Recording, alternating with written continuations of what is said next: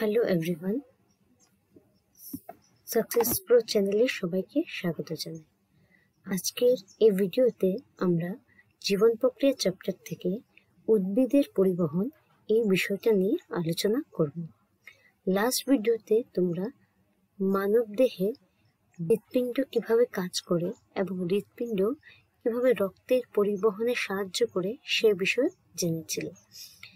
তো আজকে আমরা দেখব উদ্ভিদের পরিবহন। যারা আগের ভিডিওটা দেখোনি, ডেসক্রিপশন বক্সে তার লিঙ্ক দেওয়া আছে, সেখান থেকে দেখে নিতে পারো। তো ভিডিওটি শুরু করা যাক। উদ্ভিদের পরিবহন।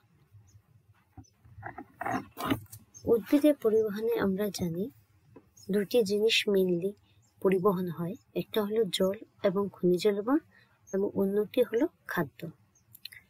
আর উদ্ভিদ দেহে দুই ধরনের সংবহন নলিকা থাকে, একটা হলো জাইলেম আর একটা হলো ফ্লোয়েম। ঠিক আছে, এই সংবহন নলিকার বিষয়ে তোমরা ক্লাস 9-এ পড়েছ। তো জাইলেম কি পরিবহন করে? জাইলেম পরিবহন করে জল এবং খনিজ লবণ, আর ফ্লোয়েম পরিবহন করে খাদ্য।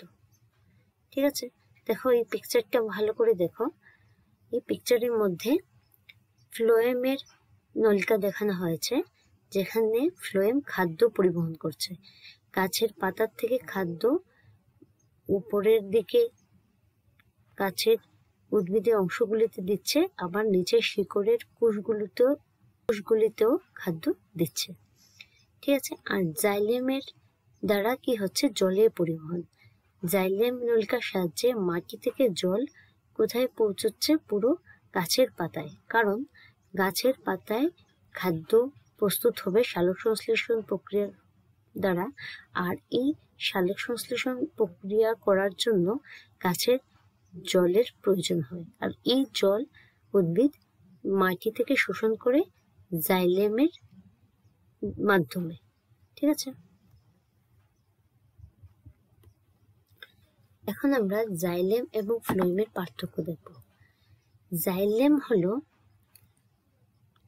জল পরিবহন করে, সেটা আমরা জানি। আর জাইলেমের 4টি উপাদান আছে: ট্রেকিয়া, ট্রাকিট, জাইলেম প্যারেনকাইমা এবং জাইলেম তন্তু। ফ্লোয়েমের আবার 4টি উপাদান আছে: সিভনল, সঙ্গী কোষ, ফ্লোয়েম প্যারেনকাইমা এবং ফ্লোয়েম তন্তু। এই 4 ধরনের উপাদান দিয়ে ফ্লোয়েম সংবহন কলাটা গঠিত, এবং জাইলেমের এই 4 ধরনের উপাদান দিয়ে জাইলেম সংবহন কলা গঠিত। তোমরা নিশ্চয়ই সেগুলা মনে আছে, সেগুলো তোমরা ক্লাস 9-এ পড়েছিলে। জাইলেমের বৈশিষ্ট্য কি? জাইলেমের সব কোষগুলি মৃত, শুধু জাইলেম প্যারেনকাইমাটা জীবিত কোষ, তাছাড়া বাকি সব মৃত কোষ। কিন্তু ফ্লোয়েমের ক্ষেত্রে সব কোষই সজীব অর্থাৎ জীবিত, শুধু ফ্লোয়েম তন্তু হলো মৃত একটা কোষ। ঠিক আছে, জাইলেমের কাজ আমরা আগে দেখেছি। জাইলেম কি করে? জাইলেমের মাধ্যমে শিকড় দ্বারা শোষিত জল এবং খনিজ লবণ ঊর্ধ্বমুখী বাহিত হয়, আর ফ্লোয়েমের মাধ্যমে পাতায় উৎপন্ন খাদ্য ঊর্ধ্ব ও নিম্নমুখী বাহিত হয়। আমরা আগের পিকচারে দেখেছিলাম কি ফ্লোয়েমের দ্বারা খাদ্য ঊর্ধ্বমুখী, মানে উপরের দিকেও যাচ্ছে, আবার নিচের দিকেও যাচ্ছে। প্রতিটা কোষে ফ্লোয়েম খাদ্য পৌঁছিয়ে দিচ্ছে। কিন্তু জাইলেমের দ্বারা জলের পরিবহন শুধুমাত্র ঊর্ধ্বমুখী হচ্ছে, অর্থাৎ উপরের দিকে গাছের পাতাগুলোতে যাচ্ছে। ঠিক আছে, তো এই ডিফারেন্সটা আমরা বুঝে নিলাম, এই পার্থক্যগুলো আমরা দেখে নিলাম জাইলেম এবং ফ্লোয়েমের মধ্যে কি কি পার্থক্য রয়েছে। নেক্সট আমরা দেখব যে জাইলেমের দ্বারা আমরা জানি জাইলেমের দ্বারা কি হয়? জল এবং খনিজ লবণের পরিবহন হয়, সেটা আমরা জানি। কিন্তু এই পরিবহন প্রক্রিয়াটা হয় কিভাবে? তার 2টা মেথড, একটা হলো প্রস্বেদন আর 2 নম্বর হলো শিকড়ের চাপ। তো প্রথমে দেখে নিই প্রস্বেদনটা কি। তো প্রস্বেদন প্রক্রিয়াকে আমরা জেনে নেব। প্রস্বাদন প্রক্রিয়াটা বুঝবার আগে প্রথমে আমরা একটা এক্সপেরিমেন্ট করব। দেখো এখানে একটা টব আছে আর এই টবে একটা গাছ লাগানো আছে, ঠিক আছে? তুমি কি করলে, এই গাছকে মুড়ে দিলে একটা প্লাস্টিক দিয়ে, ঠিক আছে? একটা গাছকে তুমি প্লাস্টিক দিয়ে মুড়ে দিলে, তখন কি হবে, কিছু সময় পরে তুমি দেখবে যে এই প্লাস্টিকের গায়ে ছোট ছোট জলের বিন্দুগুলি লেগে আছে, ঠিক আছে? তো এই জলের বিন্দুগুলো আসলো কোথা থেকে, এই জলের ফুটোগুলো আসলো কোথা থেকে? আসলে এই জলগুলো গাছের পাতা থেকে বেরিয়ে এসেছে। গাছের পাতাতে আমরা জানি পত্ররন্ধ্র থাকে, আর পত্ররন্ধ্র দিনের বেলা খোলা থাকে, যার মাধ্যমে গ্যাসের বিভিন্ন হয়, আর অতিরিক্ত জলও কি হয়, বাষ্প হয়ে বেরিয়ে যায়, ঠিক আছে? তো এই জলের বাষ্প হয়ে বেরিয়ে যাওয়াটাকে বলে প্রস্বাদন। বাষ্প হয়ে উদ্ভিদের বায়বীয় অংশ থেকে জলের বের হয়ে যাওয়াকে প্রস্বাদন বলে, ঠিক আছে? আর যেহেতু তুমি প্লাস্টিক দিয়ে মুড়ে রেখেছো, তাই সেটা বের হয়ে যেতে পারেনি, প্লাস্টিকের গায়ে লেগে রয়েছে। তোমরা এই পিকচারটা দেখো, পিকচারটা আমাদের বই থেকে নেওয়া। এখানে দেখতে পাচ্ছ জলীয় বাষ্প বের হয়ে যাচ্ছে গাছের পাতা থেকে। প্রস্বাদন প্রক্রিয়া বুঝে নিলে, বাষ্প হয়ে উদ্ভিদের বায়বীয় অংশ থেকে জলের বের হয়ে যাওয়াকে প্রস্বাদন বলে। তো প্রস্বাদন প্রক্রিয়া কিভাবে জলের পরিবহনে সাহায্য করে, জাইলেমের মাধ্যমে জলের পরিবহন কিভাবে এই প্রস্বাদন প্রক্রিয়ার দ্বারা সম্ভব হয়। তোমরা জানো জাইলেম শিকড় থেকে পুরো পাতা পর্যন্ত বিস্তৃত। ধরো এটা একটা জাইলেম আমি আঁকলাম। তো জাইলেম একটা নলিকার মতো থাকে, একটা কোষের সাথে কি হয়, আরেকটা কোষ কি হয়, এরকম পরপর লেগে থাকে, তো একটা নলিকার সৃষ্টি হয়।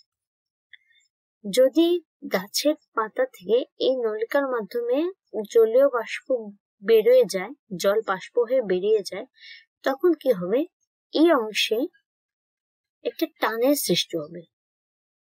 আর এই টানের ফলে পুরো জাইলেম নলিকার মধ্যে একটা টানের সৃষ্টি হবে, জল বাষ্প হয়ে বের হয়ে যাচ্ছে।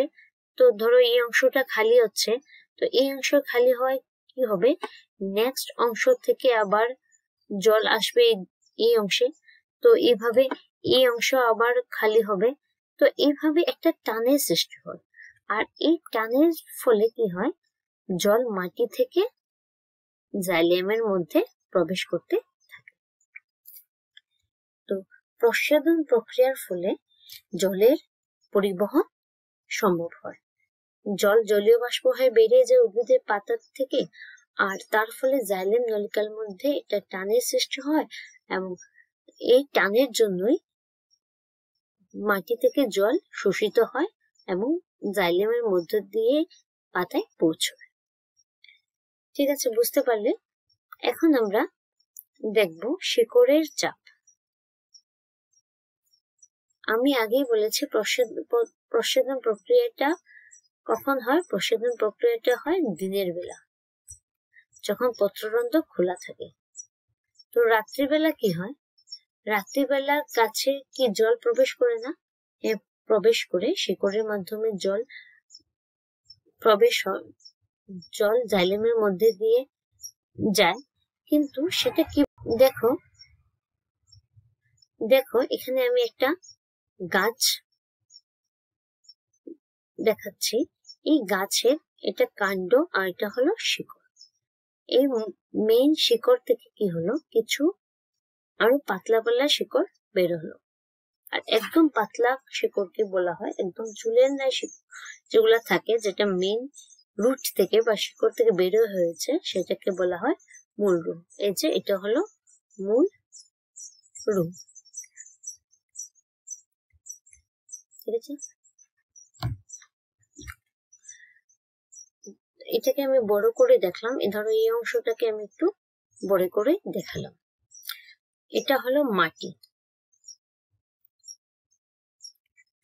মাটিতে কি রয়েছে? মাটিতে রয়েছে খনিজ লবণ, আর কি রয়েছে? মাটিতে রয়েছে খনিজ লবণ আর রয়েছে জল।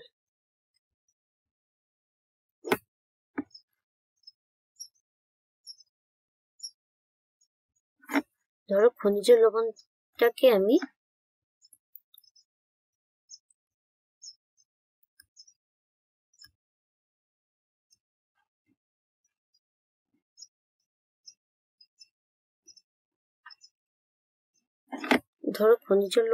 আমি একটু ইয়েলো কালার দিয়ে এঁকে দিলাম।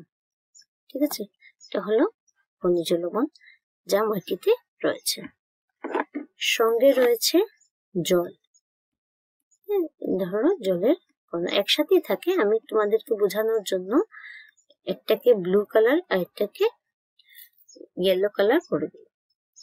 তো এখন কি হয়, এখন খনিজ লবণগুলো মূলভূমে প্রবেশ করে। সবচেয়ে প্রথমে কি হয়, খনিজ লবণ মূলভূমে প্রবেশ করে। কিন্তু সেটা কি এমনিতেই প্রবেশ করবে? না, সেটা এমনিতে প্রবেশ করে না, এখানে শক্তি খরচ হয়। আর এই শক্তির যোগান দেয় কে? এটিপি কণা। আমরা জানি এটিপি শক্তির মুদ্রা। উদ্ভিদ দেহে এটিপি তে শক্তি সঞ্চয় হয়ে থাকে। তো এই এটিপিটাকে খরচ করে, এটিপিটাকে ভেঙে যে শক্তি বের হয়ে আসে, সেই শক্তির সাহায্যে খনিজ লবণ মূলরূপে প্রবেশ করে। যখন এই খনিজ লবণ মূলরূপে প্রবেশ করলো, ধরো এই খনিজ লবণ মূলরূপে প্রবেশ করলো, তো দেখা যায় জলের ঘনত্ব এই অংশে কমে যায় এবং বাইরে জলের ঘনত্ব কি হয়? বেশি থাকে। বাইরে জলের ঘনত্ব বেশি থাকে, এর ফলে কি হয়,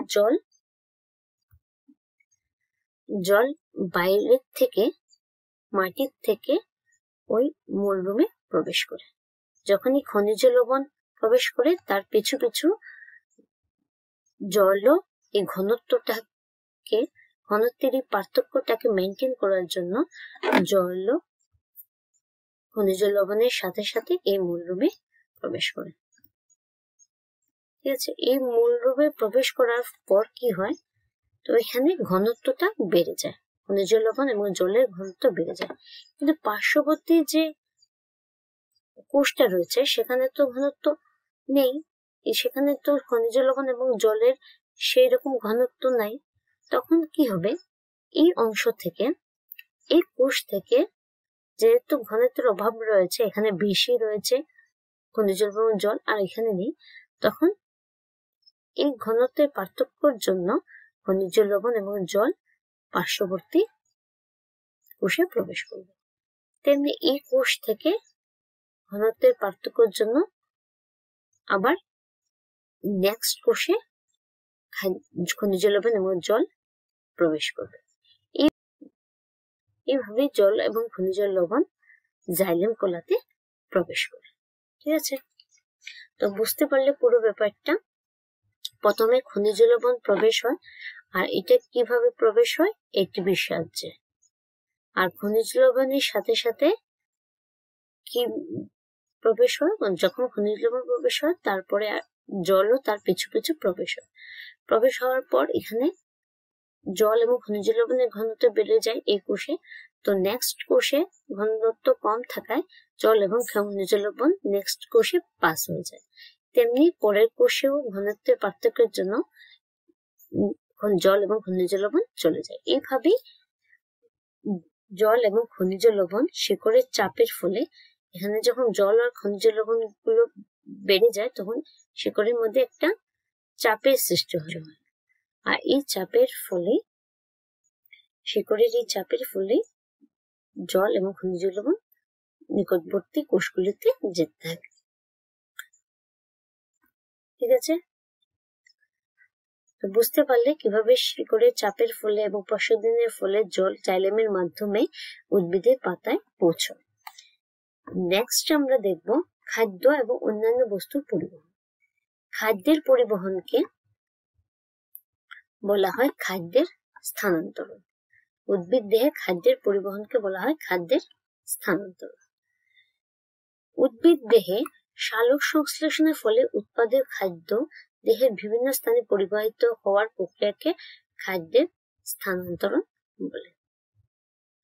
উদ্ভিদ দেহে যখন সালোকসংশ্লেষণের ফলে পাতায় খাদ্য প্রস্তুত হবে আর এই খাদ্য গাছের বিভিন্ন অংশে যাবে, তো খাদ্যে এই পরিবহনকে বলা হয় খাদ্য স্থানান্তরণ।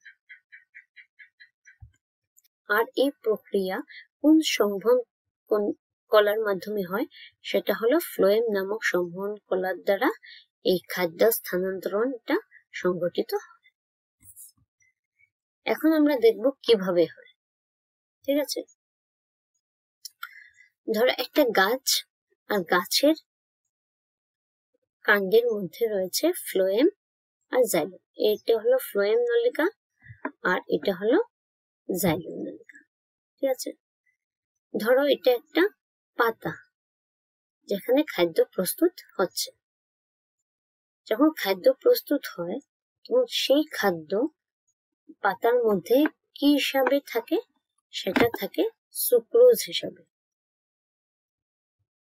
সুক্রোজ হিসাবে পাতার মধ্যে সঞ্চিত থাকে। তো খাদ্য ভাবো এই অংশতে পাতা থেকে এই কোষে প্রবেশ করবে। ঠিক আছে, পাতা থেকে ধরো এই কোষে প্রবেশ করবে। তো এই কোষে আসতে চায়, তো খাদ্যটা কিভাবে আসবে? সুক্রোজ কণাগুলো প্রথমে যাবে ফ্লোয়েম নলিকার মধ্যে, আর সেটা এমনিতে যাবে না, এখানে শক্তির খরচ হবে, অর্থাৎ এখানে এটিপি ব্যবহার হবে।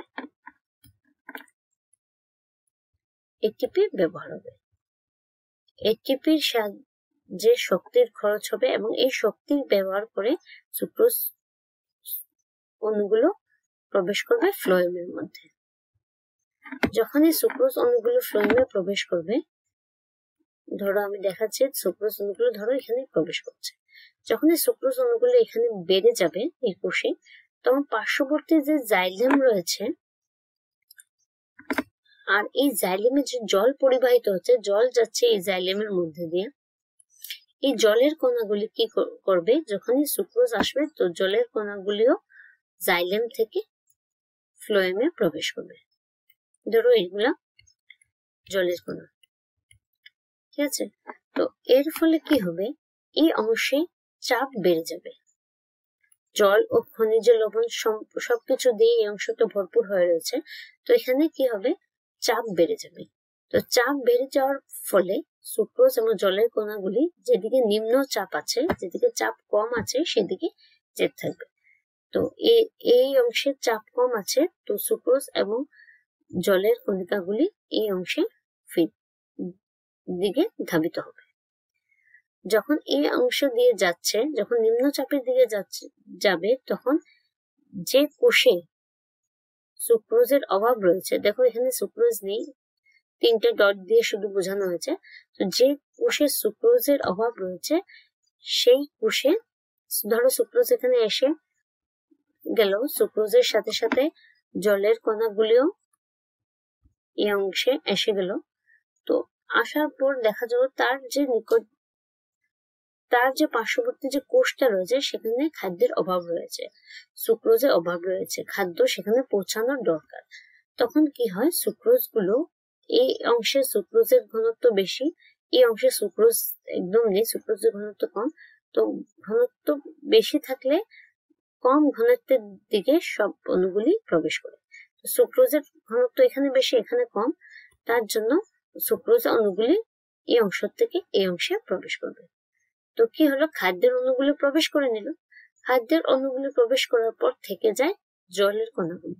তখন জলের কণাগুলি কি করে, আবার জাইলেমের দিকে, জাইলেম সংবহন নলিকাতে গিয়ে প্রবেশ করে।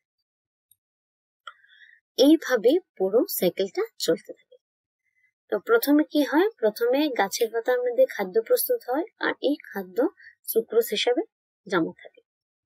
এই সুক্রোজ গুলি প্রথমে ফ্লোয়েম কলাতে প্রবেশ করে আর এটিপি খরচা করে, এমনিতে আসে না, শক্তি খরচ করতে হয়, আর শক্তি রূপে এটিপিটাকে ভেঙে শক্তি বের হয়, আর এই শক্তি খরচ করে গাছ সুক্রোজ এর অণুগুলোকে গাছের পাতার থেকে এই ফ্লোয়েমে প্রবেশ করে।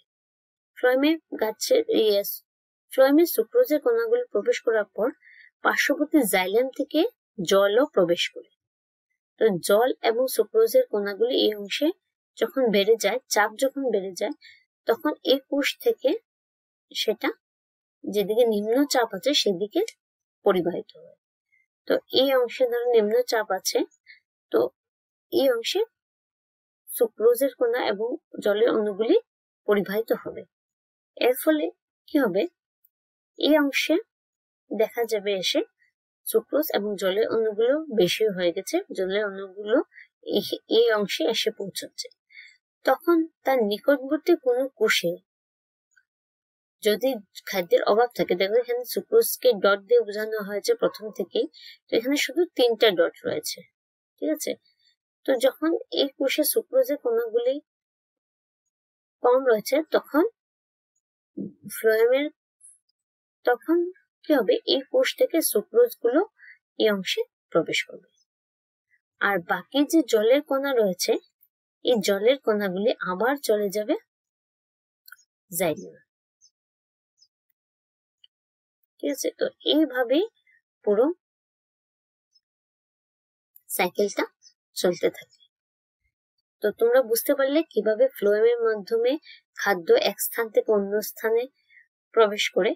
আর তোমরা তাও দেখলে যে কি উদ্ভিদ দেহে প্রস্বেদন প্রক্রিয়া এবং শেকড়ের চাপ কিভাবে জলে পরিবহনে সাহায্য করে। আশা করি তোমরা ভিডিওটা বুঝতে পারলে। কোনো ডাউট থাকলে তোমরা আমাকে কমেন্ট বক্সে লিখে জানাতে পারো। আর যদি ভিডিওটা ভালো লাগে তো একটা লাইক করবে, আর সাথে সাথে বেল আইকনকেও ক্লিক করবে এবং চ্যানেলটাকে সাবস্ক্রাইব করবে।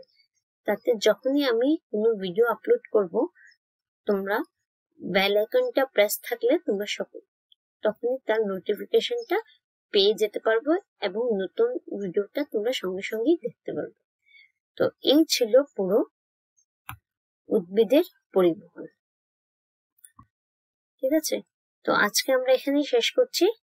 নেক্সট ভিডিওতে আমরা মানবদেহের রেচন প্রক্রিয়া নিয়ে আলোচনা করব। Thank you.